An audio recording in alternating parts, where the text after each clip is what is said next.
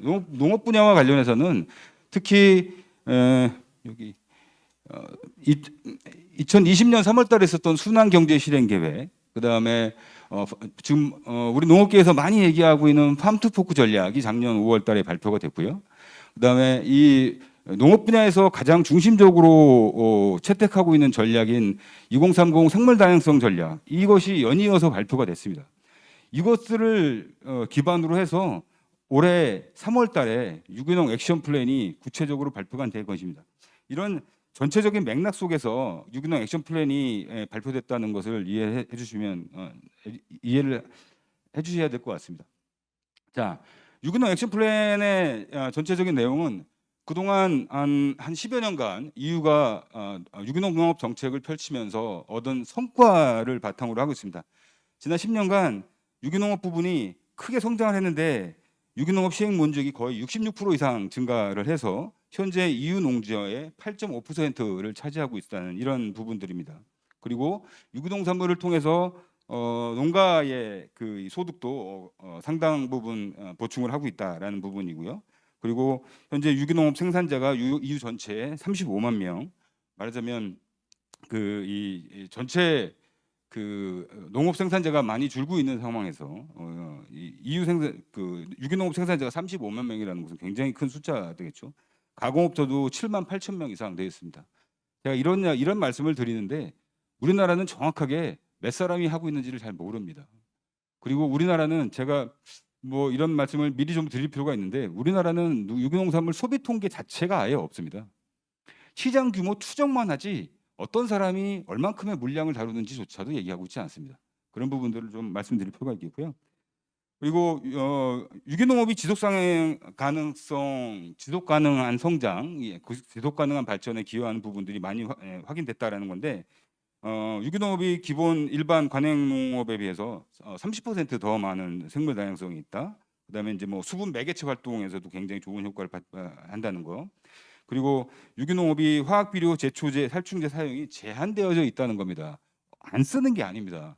그런 부분들을 우리가 조금 달리 좀 생각해 봐야 될 것이라고 생각이 들고요. 그리고 최근에 EU에서 유기농업과 관련해서도 가장 크게 이 관심을 두고 있는 분야는 동물복지 부분입니다.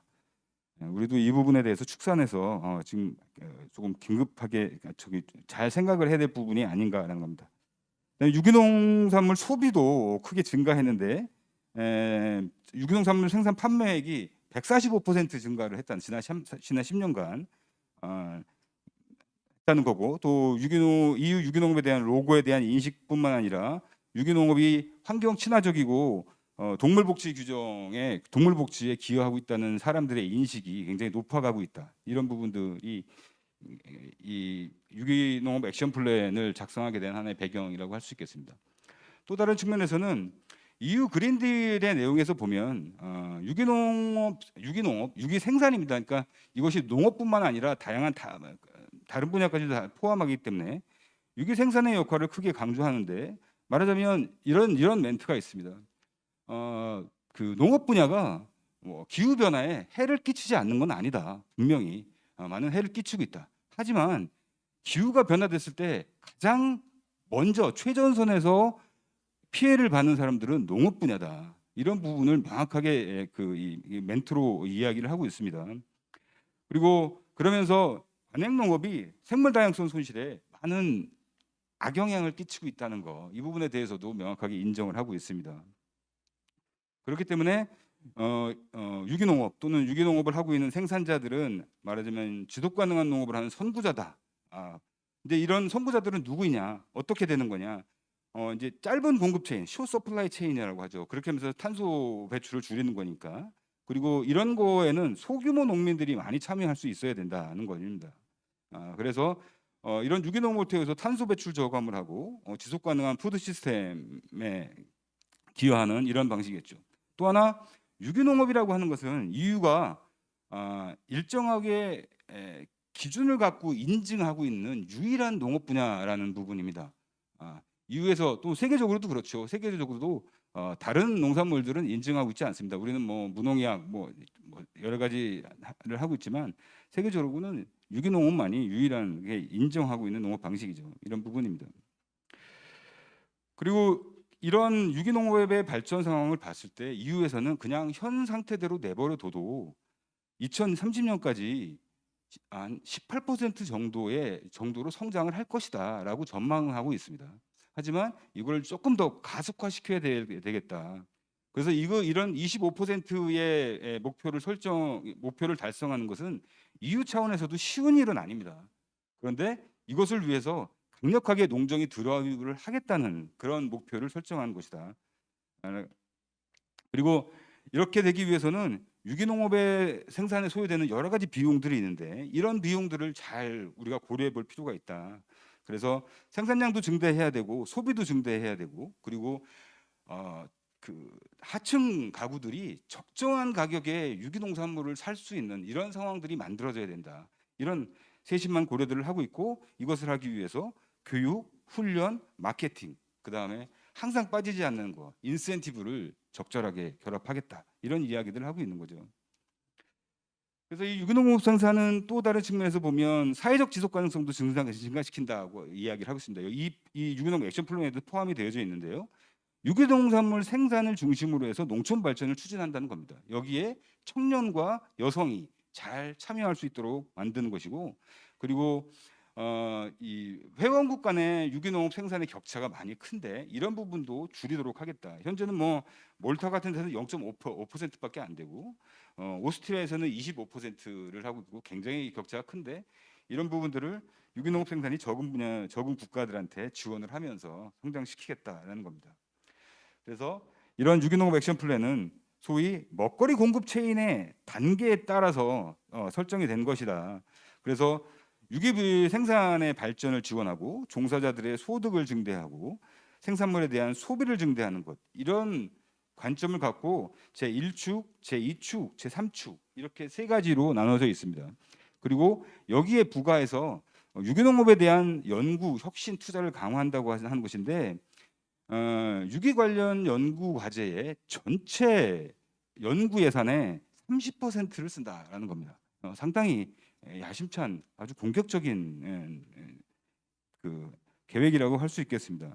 그래서 여기서 이런 걸 통해서 소비자나 농민들의 행동 변화, 그다음에 작물 생산량을 증가시키는 것, 또 그 유전적 생물 다양성을 증대시키는 것, 또는 대체제 작물 보호제를 개발하는 것, 이런 부분들에 여러 가지 혁신을 가져올 수 있는 연구를 수행하겠다라는 겁니다. 그리고 이런 것들이 소위 농업 지식 혁신 시스템, 농업 분야에서 지금 세계적으로 사실 논의되고 있는 분야입니다. 농업 분야에서 어떤 지식 혁신 시스템을 갖춰져 있느냐. 지금 제가 이거에 대해서 관심을 갖고 여러 가지 논문을 뒤지면 세계적으로 농업 분야에 대한 지식 혁신 시스템에 대한 비교 연구들이 무진장하게 많이 나와 있습니다. 근데 우리나라는 없습니다. 안타까운 일입니다. 사실 연구하는 저로서는 좀 제가 지금 창피한 일이기도 한데요. 예, 그렇습니다. 자, 그럼 각각의 1축, 2축, 3축이 어떤 내용을 갖고 있는지 말씀을 드리겠습니다. 근데 뭐 지금 자료가 조금 안 보이셔가지고 그러실 텐데, 제 1축에서는 모두를 위한 유기식품과 생산물이라는 제목을 달고 있습니다. 자, 이것은 어떤 것이냐면 EU 전역에서 유기식품에 대한 수요를 증가시키는 것에 초점을 두고 있다. 그래서 EU의 여러 소비자들이 그 사회적 가치의 혜택을 주는 농산물을 소비하고자 하는, 맞으면 책임 소비의 인식을 EU 소비자들이 갖고 있다. 그래서 이 사람들한테 유기농산물, 지저피시 농산물, 탄소 배출이 적은 로컬 푸드, 뭐 이런 부분에 대한 인식들을 갖고 있기 때문에 이런 사람들에 대해서 더 많은 그 인식을 증가시키도록 하는 정책을 하고 있고, 그다음에 또 이 사람들이 소비를 하려면 적정한 가격이 돼야 되는데 우리나라는 뭐 농산물에 대한 부가가치세가 없으니까 그렇지만 EU에서는 유기 과일이나 채소에 대해서 부가가치세를 감면하는 이런 정책을 적용하고 있습니다. 그걸 계획하고 있는 거죠. 그리고 이렇게 소비가 많이 증대되면 자연스럽게 농민들한테도 여러 가지 소득이 증가가 될 것이다라는 것이고요. 또 뭐 이게 EU의 이 유기농산물 액션 플랜이, 유기농업 정책이 1991년도에 처음 만들어졌는데 그때서부터 계속 강조하는 것이 EU에서 제시하고 있는 유기농업 생산 로고를 사람들이 인식하도록 한다라는 겁니다. 이런 것들에 대한 홍보를 강화한다고 하는 거고, 또 우리도 하고 있지만 유기농산물을 통한 공공급식, 그다음에 학교급식, 공공조달 이런 부분에 적용을 하겠다는 겁니다. 유기농산물인 거죠. 우리는 친환경 농산물이라고 얘기를 하고 있지만 그래서 이런 공공급식과 학교급식, 공공조달 이런 걸 하는데 소규모 농가, 영세기업, 중소기업 이런 사람들이 핵심적으로 참여할 수 있도록 한다라는 겁니다. 대규모 기업이나 대규모 농가는 혼자서도 시장에서 생존할 수가 있기 때문에 소규모 농가에 대한 지원을 강화하는 거죠. 그다음에 뭐 식품 사기를 예방하고 추적제를 개선하는 액션, 그다음에 소매업자, 음식업자, 배달 서비스업자, 음식점 이런 부분에 대해서도 유기식품을 사용하도록 하는 그런 정책을 펼치겠다라는 겁니다. 이런 부분들이 이렇게 크게 8가지의 실행 부분으로 해서 각 세부적인 내용들이 계획이 되어져 있습니다. 예, 굉장히 자세하게 나와져 있는 거고요. 두 번째 축은 2030으로 가는 길이라고 제시가 되면서 전환 및 가치 사슬 강화 이렇게 얘기를 하고 있습니다. 그래서 이 부분에서는 EU 간의 유기농업 생산 격차를 줄이는 것을 핵심적으로 두고 있고, 그렇게 하기 위해서 EU의 유기농민들이 유기 생산을 통해서 수익을 얻을 수 있도록 하는 구조를 만드는데 유기농업 지원 정책을 통해서 인센티브를 하는데, 현재 EU 농촌개발 정책에서 EU 유기농민에 대한 우리로 말하면 지속직불금이죠. 그러한 것들을 계속 지급을 하고 있는 정책이 있습니다. 그리고 이런 유기농산물을 통해서 소득을 올릴 수 있는 공급 체인을 만드는 것, 이런 것입니다. 그리고 현재 EU 재정의 1.8%가 유기농업에 지원이 되고 있는데 이것을 크게 증액을 하겠다라는 이런 야심찬 목표를 제시하고 있습니다. 그다음에 유기 생산물 시장에 대한 분석을 정확하게 해야 되는데, 아까 말씀드린 것처럼 생산, 가격, 소비자, 유통 채널 이것에 대해서 세부적으로 분석을 한다는 것입니다. 근데 우리나라는 생산도 그냥 인증 생산물 통계만 갖고 있고 소비 부분에 대해서는 정말 아무것도 없습니다. 그래서 뭘 어떻게 구매하고 있는지도 몰라요. 그런데 안타까운 것은 소비 통계가 없다는 사실을 농식품부 관계자들이 인식을 못하고 있습니다. 말하자면 이런 거죠. 우리 가끔 저기 매년 시장 규모 추정한 결과들이 나옵니다. 이런 것을 갖고 얘기를 하는데 그건 추정이고요. 실제로 어떻게 얼마만큼 하고 있는지에 대해 조사를 하지 않고 있다는 거죠. 제가 이후에 이 조사표도 봤는데 굉장히 세부적으로 조사를 하고 있습니다. 각각의 업자들이 자기 거를 다 쓰게가 돼 있거든요. 근데 우리는 이런 조사를 안 한다는 거죠. 정말 한탄스러운 일입니다. 제가 보기에는. 그리고 생산자 단체 활동을 지원한다는 거. 그래서 단체 인증, 이거는 이제 우리가 얘기하는 단체 인증하고 조금 다른 건데, 어쨌든 검사 인증 행정 비용을 경감하긴 겁니다. 그다음에 소규모 가공업, 그다음에 숏 서플라이 체인 이런 부분들에 대해서 지원을 한다는 것이고, 그리고 여기 아주 야심찬 얘기가 요 바이오 지구입니다. 유기농업을 중심으로 해서 농촌 관광을 확대시키겠다. 이것을 바이오 지구라는 말로 설명을 하고 있습니다. 이 부분에 대해서 정책적 지원을 하겠다라는 것이고요.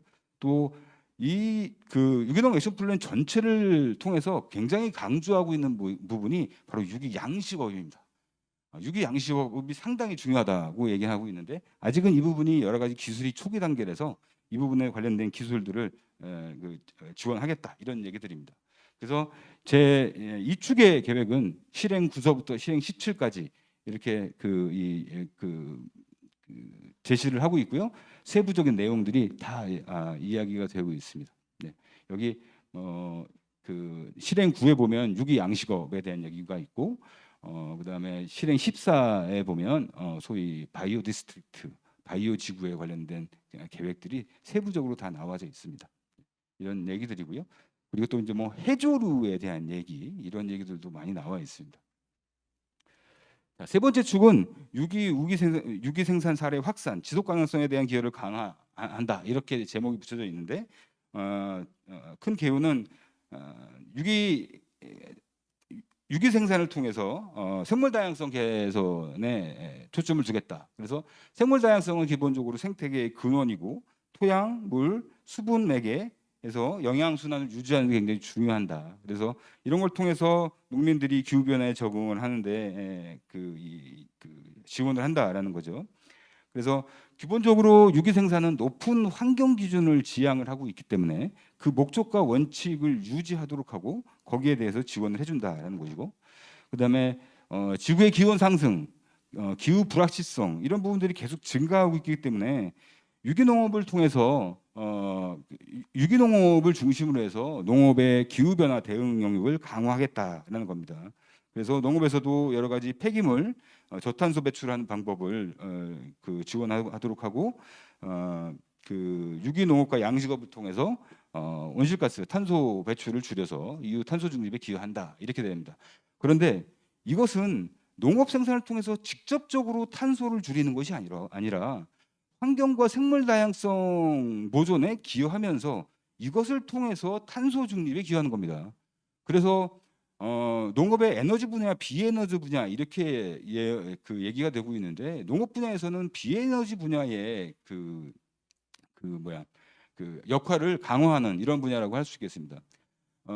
그리고 또 하나 유기농업에서 항상 문제가 되는 게 이 과다 투입에 따른 질소 이내 배출인데, 이런 부분에 대해서도 유기농업이 고려할 부분이 있다라는 말씀을 하고 있는 거고요. 또 분해 가능한 플라스틱, 우리 멀칭 같은 얘기인데요.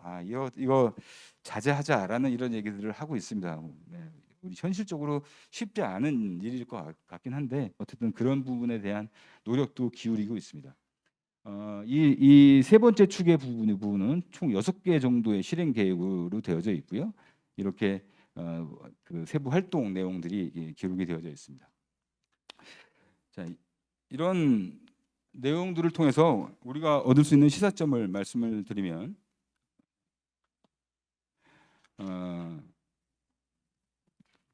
기본적으로 이 유기농 액션 플랜이라는 것이 EU 전체에서 기후 변화에 대응하고 탄소 중립을 실현하기 위한 일반적인 계획, 상위 계획과 연계가 되어져 있다는 것이죠.